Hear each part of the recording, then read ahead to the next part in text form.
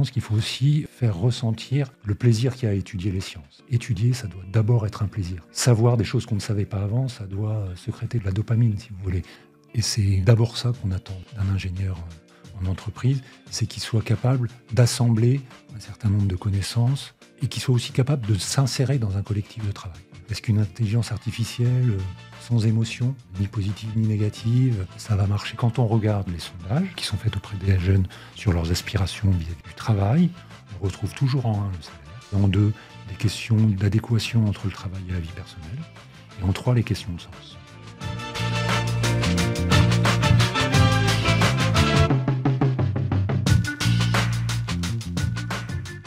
Bienvenue dans ce nouvel épisode de 20 sur 20. Aujourd'hui, j'ai l'immense plaisir de recevoir Armelle de la Bourdonnais, directeur de l'INSA Hauts-de-France. Son parcours, vous allez le voir, est riche. Ancien élève de l'école polytechnique et des ponts ParisTech, docteur en mathématiques appliquées, Armelle a occupé des postes prestigieux, que ce soit comme chercheur à l'ONERA et à l'INRIA, recteur d'académie ou encore directeur de grandes institutions.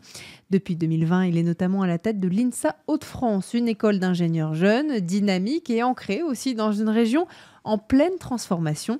Dans cet épisode, nous reviendrons sur son parcours, sur son engagement aussi pour l'enseignement et la recherche, mais aussi sur les défis d'aujourd'hui. Comment former les ingénieurs de demain face aux enjeux de la transition écologique et numérique? Comment concilier excellence académique et inclusion sociale? Et quelle est sa vision aussi pour l'avenir de l'enseignement supérieur en France et en Europe? Alors, on va se préparer pour une conversation dont j'ai hâte avec un homme qui, tout au long de sa carrière, a su mettre son expertise et sa vision au service de l'innovation et de l'éducation. Armelle, vous êtes notre invité aujourd'hui. Merci d'être parmi nous. Bienvenue dans 20 sur 20. Merci de votre invitation. Je vous en prie, c'est un immense plaisir. Alors, je l'ai dit rapidement en introduction, vous êtes diplômé de l'école polytechnique et l'école des ponts ParisTech, notamment 2 institutions particulièrement prestigieuses en France. Qu'est-ce qui vous a attiré ensuite vers les mathématiques appliquées et la modélisation dès le début de votre carrière? Alors, je suis aussi diplômé de Sorbonne Université. C'est vrai. Par ici, anciennement, voilà. C'est pas ensuite que j'ai été attiré vers les maths appliquées, c'est depuis tout petit que j'aime faire des mathématiques. Et c'est ça qui m'a conduit à faire d'abord des études d'ingénieur et puis des études et de la recherche en mathématiques appliquées. Comment elle est venue, du coup, cette passion pour les mathématiques? Et en fait, c'est comme pour l'ingénierie, qui est mon sujet d'aujourd'hui. D'abord, il y a beaucoup de plaisir à étudier, pour moi. D'accord. À découvrir des choses, voilà, à comprendre comment ça marche. Parce que sinon, le monde est un peu magique.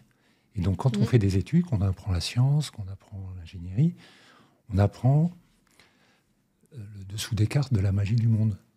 Voilà. C'est ce qui nous a plu.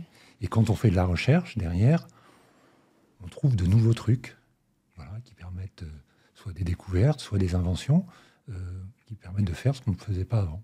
Et donc, on continue d'enchanter le monde. Enchanter le monde. Eh ben, on va essayer d'en parler justement tout au long de cet épisode. Après vos études, vous avez notamment travaillé comme chercheur à l'ONERA et à l'INRIA, 2 centres de recherche réputés. Quels enseignements vous tirez de cette première expérience quelque part dans le monde de la recherche? Alors moi, j'ai beaucoup apprécié ces 2 lieux qui sont assez différents, mais où la recherche est à la fois libre, hein, on a le temps de travailler, mais au service soit de la souveraineté nationale, soit de la numérisation du monde. Mais la numérisation du monde, ce n'est pas la suppression de l'humain, c'est au contraire venir au service de l'humain pour lui apporter des pouvoirs supplémentaires, une capacité à faire qu'on n'a pas sans le numérique. Vous avez également occupé des fonctions au sein de ministères, dans des établissements de recherche comme le CNRS, le CEA.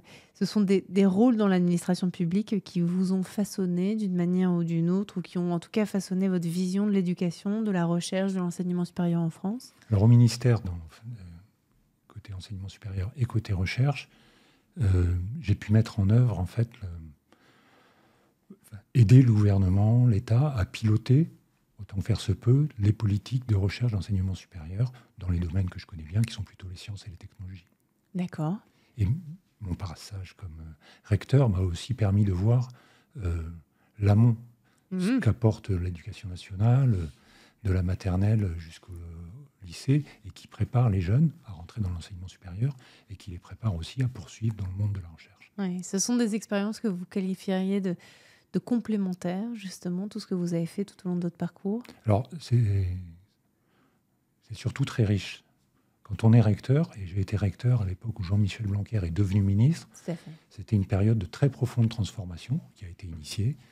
Je ne vais pas dire du sol au plafond, mais au moins de la maternelle jusqu'au lycée, hein, puisqu'on a beaucoup travaillé sur l'éducation nationale, sur l'école primaire, hein, les savoirs fondamentaux, lire, écrire, compter, respecter autrui, comme on disait à cette époque-là.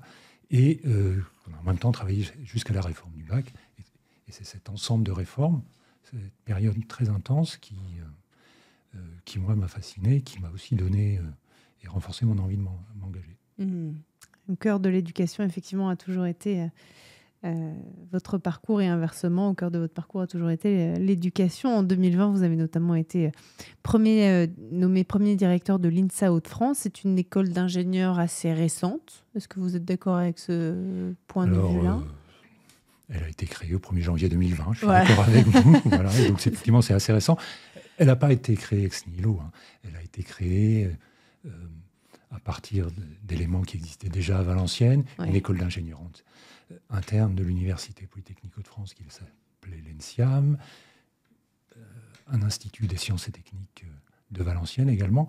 Et c'est cet ensemble qui a constitué et qui constitue encore l'INSA Hauts-de-France. Quels objectifs vous aviez en tête en prenant ce poste-là ?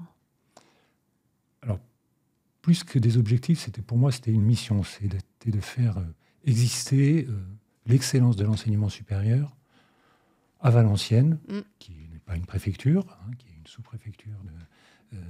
Donc c'est un défi particulier, puisque l'enseignement supérieur dans les grandes métropoles, c'est facile. Enfin, je ne vais pas dire que c'est facile, mais ça va plus ou moins de soi.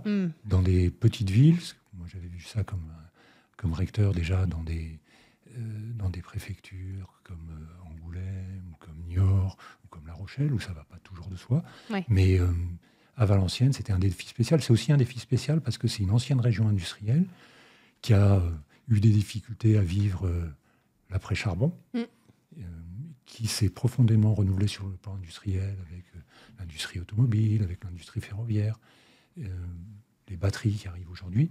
Et cette concomitance de défis m'a intéressé.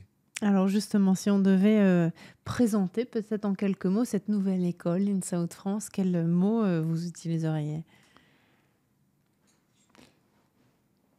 Alors c'est une école où j'ai découvert que les collègues avaient beaucoup de plaisir à faire ce qu'ils faisaient.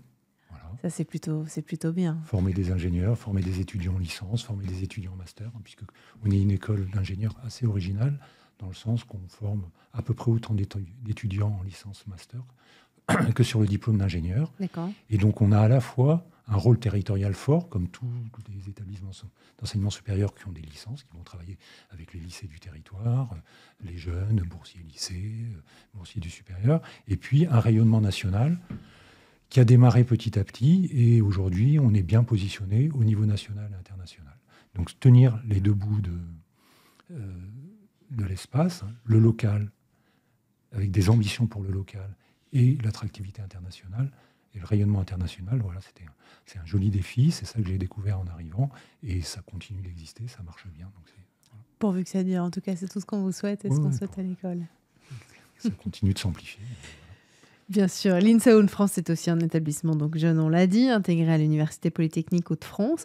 C'est quoi les atouts justement d'un tel modèle par rapport à d'autres écoles d'ingénieurs qui pourraient être, qu'on pourrait qualifier d'indépendantes en tout cas ? En vrai, on n'est jamais indépendant. Voilà. C'est intéressant ce que vous dites là. Soit on dépend uniquement de ses clients, ouais. Hein, ça veut dire qu'on est privé et qu'on n'a pas d'argent de l'État, et donc les étudiants sont des clients, ou les familles sont des clients. Soit on a une relation directe avec le ministère, on va dépendre du ministère, du rectorat, soit on est inséré, plus ou moins lâchement, ou fortement, au sein d'un ensemble universitaire.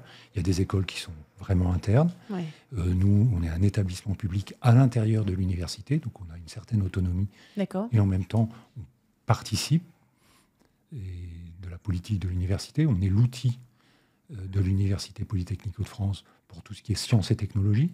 Je mets à part l'IUT Oui. qui va travailler à la fois sur les sciences et technologies, et sur les sciences de gestion, les sciences humaines et sociales. Mais en dehors de ces formations professionnelles courtes, bachelor universitaire de technologie, on est l'outil politique de l'université sur notre secteur. Et c'est important, effectivement. Les INSA sont connus pour former des ingénieurs polyvalents, souvent engagés aussi dans des problématiques sociétales.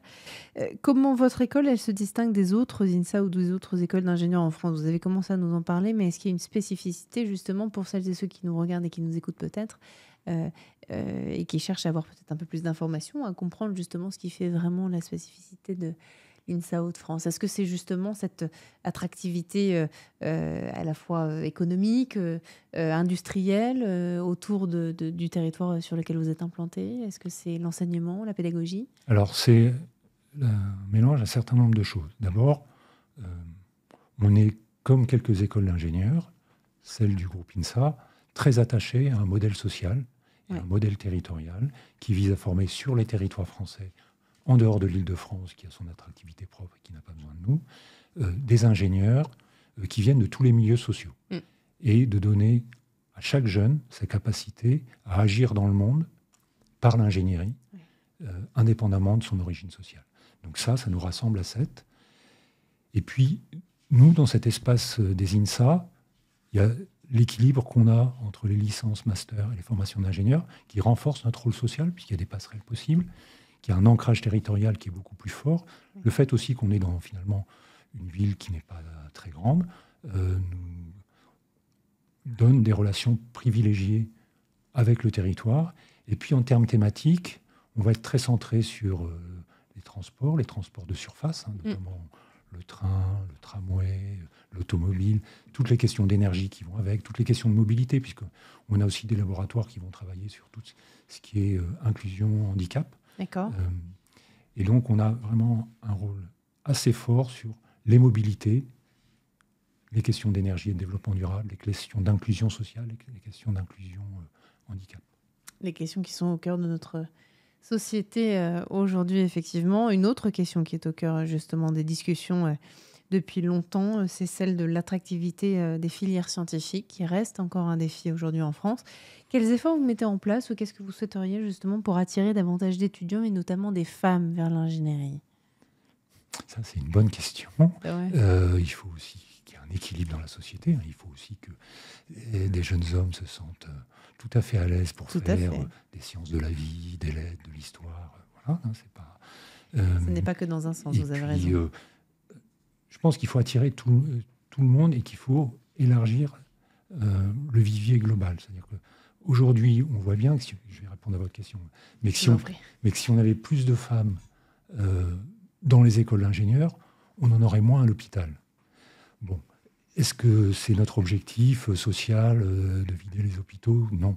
Il faut que l'hôpital fonctionne avec des hommes et des femmes bien formés et contents de faire leur métier. Et par ailleurs, il faut qu'il y ait plus d'ingénieurs dans la société, des hommes et des femmes, parce que le monde a besoin d'être transformé. Il faut trouver des solutions, pas que technologiques, mais aussi technologiques et sociales, aux questions auxquelles on est confronté, le vieillissement de la population, les migrations, la transition écologique. Voilà. Pour ce qui est... et là-dedans, les jeunes femmes ont toute leur place. Et vraiment, il n'y a pas de question de rapport de pouvoir, par exemple. Il y a vraiment de la place pour tout le monde, pour innover, pour créer, pour être au service de la population mondiale. Et puis, globalement, pour attirer les jeunes, les femmes et les hommes, je pense qu'il faut aussi faire ressentir le plaisir qu'il y a à étudier les sciences. C'est-à-dire que les sciences, ça doit l'être aussi, mais étudier, ça doit d'abord être un plaisir. Ouais. Savoir des choses qu'on ne savait pas avant, ça doit sécréter de la dopamine, si vous voulez. Ouais.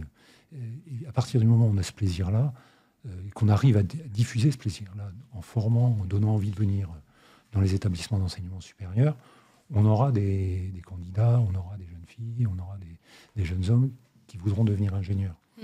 Et c'est aussi, quand on résout un problème, quand on met une innovation au service de la société, des prothèses, des choses comme ça, il y a tout un plaisir à rendre service aux êtres humains. Donc il faut redécouvrir ce plaisir-là. On n'est pas juste ingénieur dans une grande machine industrielle Et un peu comme le rouage dans le film de Charlie Chaplin, quoi. Voilà, il faut C'est vrai. sortir de cette idée-là. Et puis, je parlais d'élargir le vivier, il y a toute une question autour de l'international. C'est-à-dire qu'on voit bien la démographie qu'on a, on a moins de jeunes qu'il y a 15 ans, c'est pas parti pour s'arranger très vite. Donc les questions de migration, c'est aussi une chance pour nous, et c'est presque une obligation. C'est-à-dire qu'il faut qu'on forme plus de jeunes étrangers chez nous, pour qu'une partie reste, parce qu'ils découvriront qu'on est un beau pays et que les Hauts-de-France sont une belle région. Et puis avec le changement climatique, ça va continuer de devenir une encore plus belle région, hein. Il y a des études qui montrent qu'on aura le climat de l'Espagne dans quelques années. Donc voilà. Il faut venir s'installer dans les Hauts-de-France maintenant. Le message est passé. Tant que c'est pas cher. Mais aussi parce que finalement, les jeunes qu'on aura formés chez nous, ils retourneront peut-être dans leur pays ou dans d'autres pays, et ils deviendront des ingénieurs au service du changement climatique, enfin de l'adaptation au changement climatique, au service des populations là où elles se trouvent, et c'est notre rôle. Alors, vous parliez tout à l'heure justement de la sécrétion de dopamine dans justement l'apprentissage, le fait d'acquérir de nouveaux savoirs, etc. Et ça m'interpelle parce que je me demande si aujourd'hui, dans l'éducation française, dans l'enseignement supérieur tel qu'on le connaît aujourd'hui en France, les jeunes, les enfants sécrètent vraiment de la dopamine en apprenant. Est-ce qu'il n'y a pas quelque chose à réinventer, vous qui avez été recteur d'académie, chercheur, vous connaissez par cœur ces sujets d'éducation, vous avez le recul aussi sur ces questions-là. Est-ce qu'aujourd'hui, les enfants sont contents d'apprendre et est-ce que quelque part l'éducation ou l'enseignement supérieur est adapté à leur génération ? Je pense qu'il ne faut pas poser la question comme ça. C'est-à-dire que Excusez-moi. Je vous en prie, mais non, Voilà. On est là pour échanger très librement. On a tous les expériences où on a eu un bon professeur, un bon maître d'école ou maîtresse d'école, Ouais. et où ça s'est bien passé. Ouais. Et on était heureux d'aller à l'école ou d'aller au collège ou au lycée. Et puis on a eu aussi des expériences moins agréables, où on freinait, où on allait avec la boule au ventre. Bon, donc il y a des questions de relations humaines qui se jouent, et donc il y a des questions de formation des enseignants. D'accord. Hein, de formation continue tout au long de la vie. Et cet aspect relationnel, il fait aussi questionner l'arrivée de l'intelligence artificielle. Est-ce qu'une intelligence artificielle sans émotion, ni positive ni négative, ça va marcher? Il faut qu'on regarde un peu ces questions-là, parce qu'effectivement, ça arrive. Donc, c'est un outil dont il faut apprendre à se servir. Ça ne va pas nous remplacer, mais si on ne sait pas s'en servir, ceux qui savent s'en servir nous remplaceront. Voilà, c'est plutôt comme ça qu'il faut voir les choses. Et puis, bon, il y a des choses qui sont dans la société, le classement, qui sont chez les parents. Hein. Si on a un enfant qui n'a pas un bon classement à l'école, on n'est pas content, on lui refile du stress, donc du coup il est stressé. Et l'école, ça c'est un plaisir. Voilà, mais il y a aussi des enseignants pour qui c'est une façon de motiver par le stress. Bon. Donc il faut qu'on change ces questions de pédagogie pour que le plaisir d'apprendre revienne. Le plaisir, ça ne veut pas dire l'absence d'effort. Tout à fait. Si vous regardez des sportifs de haut niveau, ils s'entraînent beaucoup et ils ont néanmoins du plaisir à réussir. Oui. Voilà. Oui. C'est ce qui ressort effectivement régulièrement et dans les questions qu'on aborde régulièrement dans ce podcast, c'est effectivement comment on réinvente quelque part l'éducation, à quoi ressemble l'école de demain, et quelque part tous et toutes ou presque nous disent différents sujets, différentes thématiques, notamment le fait de nécessiter quelque part de personnaliser l'enseignement et l'éducation, et ça, sans doute, l'intelligence artificielle saura aider dans cette mission.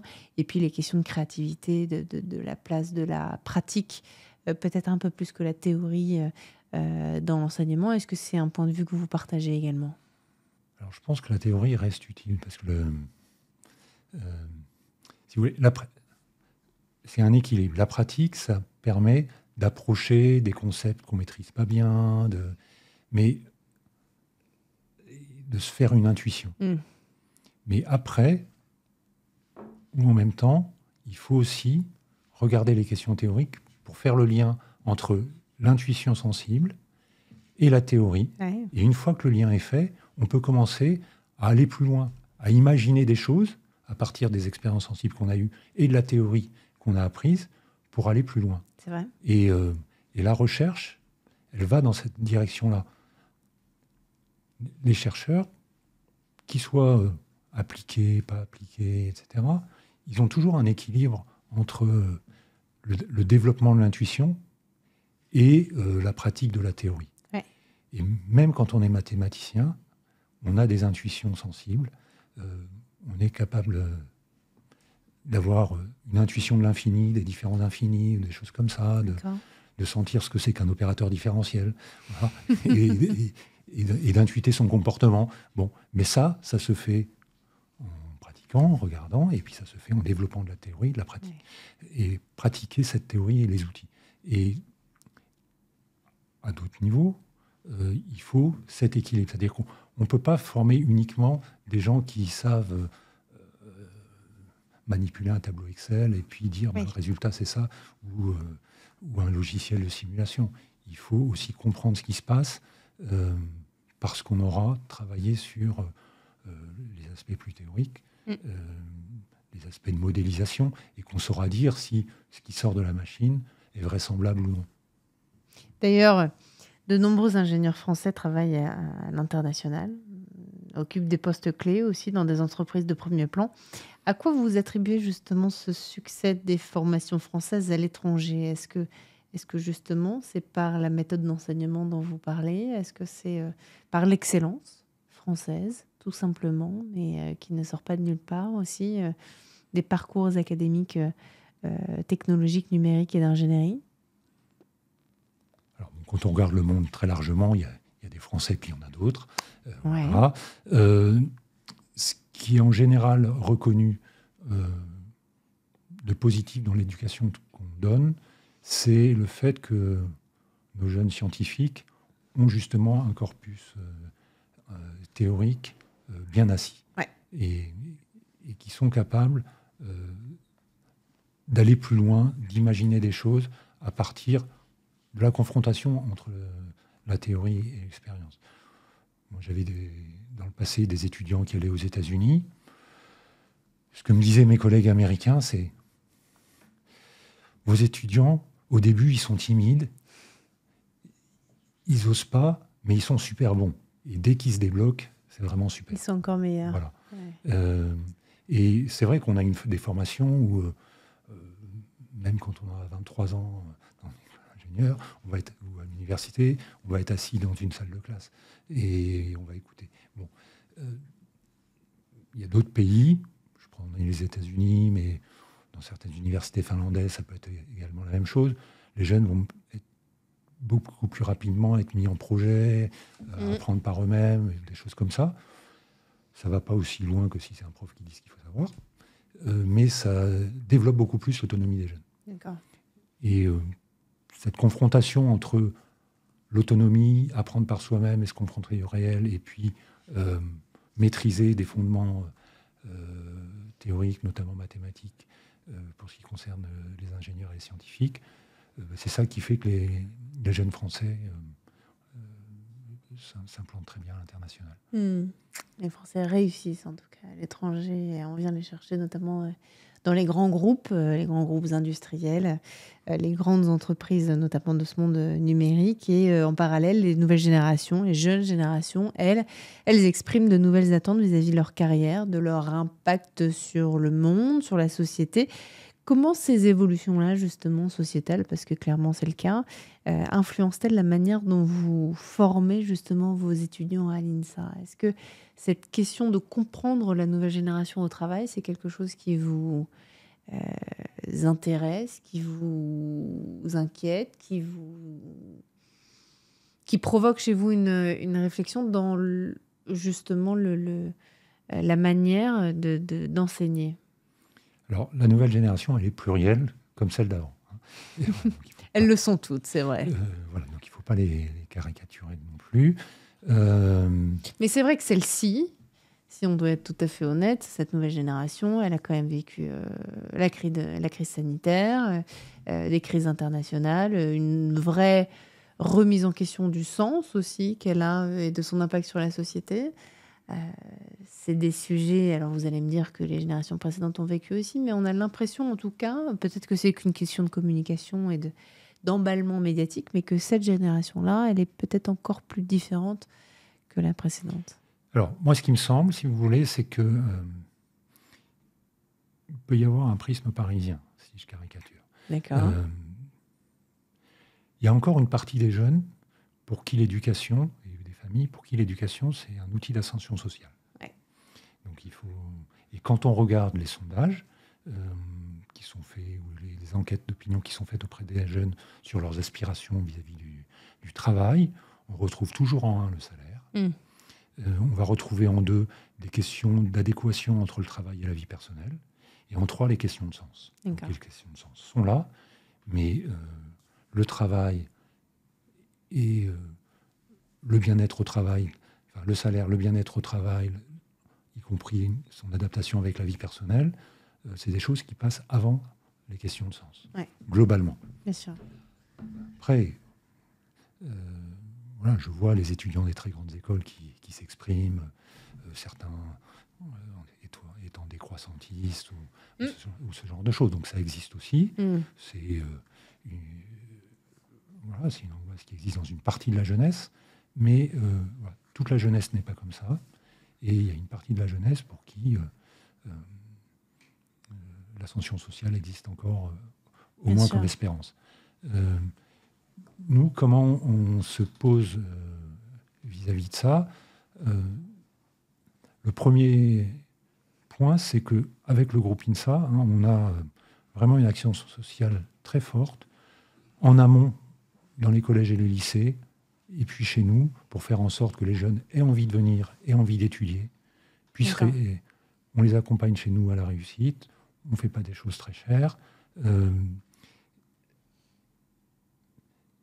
Et le deuxième point, effectivement, on va travailler sur les questions climatiques, on va travailler sur les questions de sens, c'est-à-dire qu'on est ingénieur en entreprise pour que l'entreprise réussisse, mais on est surtout ingénieur pour transformer le monde. Parce que c'est très juste ce que vous dites, et merci pour cette transition toute trouvée, la transition écologique pour le coup et numérique, elle nécessite des compétences à la fois techniques, humaines aussi, éthiques. Comment les écoles d'ingénieurs comme la vôtre, justement, peuvent-elles enseigner ces 2 dimensions et faire cohabiter, coexister justement ces 2 sujets, écologie numérique, écologie et ingénierie, qui paraissent d'un premier abord assez éloignés ou antinomiques? Qu'est-ce qui est antinomique? L'écologie et la transition numérique, ou l'écologie, en tout cas la transition climatique, et le monde de l'ingénierie qui, d'un regard extérieur, et sans doute intérieur d'ailleurs, consomme. Le numérique aujourd'hui, et c'est prouvé, les data centers, la consommation d'eau, et on en parlait dans un autre épisode récemment de 20 sur 20, on a du mal à se rendre compte de l'impact du numérique aujourd'hui sur la transition écologique et sur le climat. Est-ce qu'aujourd'hui, vous voyez, vous, en tant qu'expert justement de l'ingénierie et au cœur de cette école à l'INSA, un véritable changement dans la manière d'enseigner quelque part aux élèves aussi l'ingénierie et toutes vos matières, avec une conscience écologique ou une conscience de la transition climatique? Il y a une question sociale qui est importante, parce que c'est la question de qu'est-ce qu'on fait de la liberté individuelle et dans quelle société on a envie de vivre. Et ça, ce n'est pas un sujet d'ingénierie. Et si vous regardez, par exemple, les voitures, elles consomment quasiment 2 fois moins qu'il y a 30 ans. Si vous voulez. Ouais. Une voiture qui était peut-être d'avant, vous soyez né, je ne sais pas, comme la 404, ça faisait 13 litres au 100. Bon, une voiture familiale de base, elle est à 6 litres au 100. Donc, si vous regardez sur les questions de sécurité routière, une partie importante de la baisse de la mortalité est due aux apports de l'ingénierie dans les véhicules. Tout à fait. Je pourrais prendre plein d'exemples comme ça où l'ingénierie a apporté des solutions à l'échelle individuelle. Après, si sous prétexte que c'est moins cher de se déplacer parce qu'on consomme moins de carburant, on se déplace plus. Là, ça devient un problème qui n'est plus uniquement un problème d'ingénierie, et qui est un problème aussi social. C'est-à-dire, pourquoi est-ce qu'on a du bonheur à se déplacer, hein, et que tant que c'est pas interdit, on le fait. Bon, c'est pas une question d'ingénierie. Le jour où on demandera aux ingénieurs d'interdire aux gens de se déplacer, c'est sûr. Ça sera une autre histoire, mais on n'est pas dans cette société-là, en tout cas, nous. Et donc, ce qu'on rajoute, c'est plutôt pour nos ingénieurs, nos licences et nos masters, une éducation à l'écologie, c'est-à-dire prendre conscience. Il y a à la fois l'éducation et ce qu'on fait sur nos campus, prendre conscience que tous les actes ont un coût écologique, que allumer son ordinateur ou ne pas l'éteindre, se déplacer, etc. Voilà. Et de réfléchir sur à la fois l'aspect systémique de l'écologie, hein, et puis sur les questions mais qui sont la éthique et l'éthique personnelle, avantages, inconvénients. On se déplace, on est content d'aller voir ses parents, ses grands-parents, ses enfants, etc. Ça abîme la planète. Donc on arrête. Voilà. Donc, et ça, c'est une question de responsabilité individuelle. Voilà. Mais donc ce qu'il faut, c'est qu'on ait en tête ce dilemme éthique. Après, chacun le règle comme il le souhaite. En tout cas, c'est pas les ingénieurs et c'est pas les écoles d'ingénieurs qui donnent des guides de comportement. C'est la société qui doit évoluer ou pas, mais qui doit se poser ces questions-là et y répondre. Les ingénieurs, ils peuvent éclairer, les ingénieurs, les scientifiques, y compris en sciences sociales, ils peuvent éclairer les questions, ils peuvent dire qu'il n'y a pas d'axe sans conséquence et donc expliciter les conséquences d'un certain nombre de choix. Ils peuvent fournir des solutions, on peut fournir des solutions pour que les conséquences soient plus faibles. Hein, si un ordinateur consomme moins, le même temps d'ordinateur abîmera moins la planète, voilà, par exemple. Mais il n'y a pas d'ingénierie de la démocratie. Je vous posais la question, Armel, parce que l'ingénieur dans l'imaginaire public, c'est vrai, il est souvent vu, et ce depuis des décennies, comme un bâtisseur, comme un innovateur. Selon vous, quel est le rôle aujourd'hui d'un ingénieur dans la société actuelle ? Comment, si vous aviez un mot pour définir justement le métier d'ingénieur, quel mot vous aimeriez utiliser ? Le premier point que je dirais, c'est que on passe de l'ingénieur à les ingénieurs. C'est-à-dire, on est dans un monde où on travaille en équipe, de façon collective, et la figure de l'ingénieur qui, lui tout seul, a fait la pyramide de Khéops, ou l'architecte ingénieur. Bon, voilà, bien sûr qu'il y a, dans toute équipe, il y a un leadership, etc. Mais c'est vraiment du travail en équipe et du travail interdisciplinaire. Un ingénieur va travailler avec un architecte, va travailler avec des designers, va travailler avec des commerciaux, des gens qui vont s'occuper des approvisionnements, etc. Donc tout ça, c'est un travail en équipe. Et c'est peut-être d'abord ça qu'on attend d'un ingénieur en entreprise, c'est qu'il soit capable d'assembler un certain nombre de connaissances et qu'il soit aussi capable de s'insérer dans un collectif de travail. Après, globalement, les ingénieurs, l'ingénierie, on est là pour fournir des solutions aux problèmes qui se posent, sur lesquels j'ai dit quelques mots tout à l'heure, sur les questions de santé, de vieillissement, d'écologie, voilà. Et puis, de permettre de s'évader aussi. C'est pourquoi Elon Musk veut envoyer des fusées sur Mars. Voilà. Bon, c'est aussi la poursuite de la grande aventure humaine. Il y a 600 ans, on construisait des bateaux pour découvrir la planète et savoir si elle était ronde ou pas. Voilà. Et donc, à force d'en faire le tour, on a fini par s'en convaincre. Mais voilà, donc il y a aussi cette aventure. Et les ingénieurs, ils permettent l'aventure humaine. Si vous deviez définir en une phrase la mission ultime de l'éducation, ce serait quoi ? Ça serait de permettre à chacun et au collectif de poursuivre ses rêves. Poursuivre ses rêves. Le monde de l'éducation, justement, il continue à changer de manière continue. Si vous deviez imaginer l'enseignement de demain, la politique éducative du futur, ou prendre une mesure en faveur des étudiants aujourd'hui, à quoi ça ça ressemblait. Comment vous imaginez l'école ou l'éducation supérieure de demain? Alors déjà, si on avait un peu moins d'un ministre de 5 ministres Les par 3 an, semaines. C'est clair. ça pourrait être une innovation. Est-ce que vous pensez que les universités, les écoles, elles joueront un rôle différent dans 20 ans qu'aujourd'hui? Alors moi, j'entends beaucoup dire, on personnalise la formation, chacun est acteur de son propre parcours, il n'y a plus de diplôme, Ouais.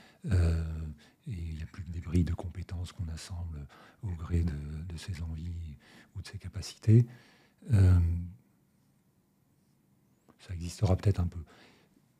J'ai beaucoup de réticences vis-à-vis de ça pour 2 raisons. Ouais. Mais qui tiennent fondamentalement au marché du travail. Les entreprises, elles ont besoin de comprendre qui elles embauchent. Et un diplôme, au moins pour la première partie de carrière, c'est une espèce de résumé assez simple et qui ment pas trop. Donc ça rassure les entreprises. Et puis pour les jeunes, et puis pour les salariés tout au long de la vie, finalement, les diplômes ou les certifications de compétences externes à l'entreprise, c'est aussi une garantie de pouvoir changer d'entreprise. Ouais. Parce que avoir uniquement être formé sur le tas ou par la formation interne de l'entreprise, etc., ça nuit au salarié, à sa capacité à bouger, et du coup à sa capacité à faire croître son salaire, etc. Donc, de mon point de vue, l'enseignement supérieur, en formation initiale et en formation continue, il est au service de l'émancipation de l'individu, et les diplômes ou les certifications, c'est aussi un outil d'émancipation de l'entreprise. On va passer à la prochaine partie de l'interview. On arrive à la fin de cet échange dans 20 sur 20. Et dans le cadre de cette fin d'échange, le format est un peu différent. Je vais vous poser des questions qui nécessitent ou qui demandent, en tout cas, qui appellent une réponse courte. Certains de nos invités arrivent à le faire en un seul mot. Parfois, c'est un peu compliqué et je peux le comprendre. Alors, vous pouvez répondre en une phrase si vous le souhaitez. Il y en a qui arrivent en 0. Il y a parfois juste avec une expression sur le visage, mais comme on est sur un podcast, ça va être un peu plus compliqué. Okay. Mais on va essayer de faire ça rapidement. Alors, est-ce que vous auriez, si vous deviez choisir un mot pour décrire l'INSA Hauts-de-France? Ambition. Votre plus grande fierté dans votre parcours? D'être docteur. Docteur. Le secteur de la recherche, en un mot? C'est fondamental. Fondamental. Diplôme ou expérience? Les deux. Mon capitaine. La qualité la plus importante pour réussir dans l'éducation en France? Aimer les jeunes. On en a besoin. Une chose que vous changeriez dans l'enseignement supérieur aujourd'hui en France? Je mettrais plus de moyens. Plus de moyens. Quel conseil donneriez-vous à un jeune qui hésite à suivre une voie dans l'ingénierie, dans la recherche? Si elle ou il sent que ça peut lui faire plaisir, il faut qu'il y aille. Ouais. Faut qu'il y aille. Une idée fausse que les gens peuvent se faire sur la recherche ou sur l'ingénierie? Que les gens sont pas drôles. Que les gens sont pas drôles? Ça, c'est une idée fausse. C'est vrai.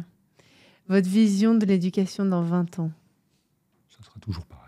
Toujours pareil. Est-ce que c'est bon signe ou pas?